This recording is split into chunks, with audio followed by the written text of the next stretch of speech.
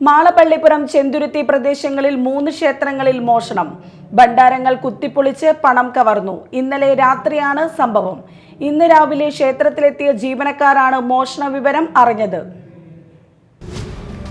മാളപ്പള്ളിപ്പുറം കളരിക്കൽ ഭഗവതി ക്ഷേത്രത്തിലെ അകത്തും പുറത്തും സ്ഥാപിച്ചിരുന്ന 2 ഭണ്ഡാരങ്ങളാണ് കുത്തിപ്പൊളിച്ചിരിക്കുന്നത്.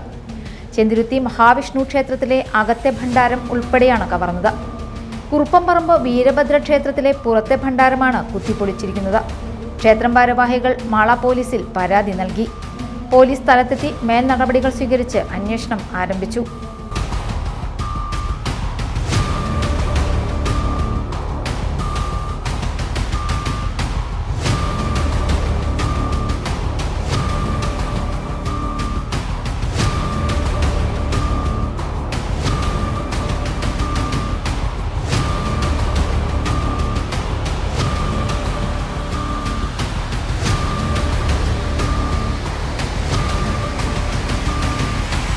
Media time, Mala.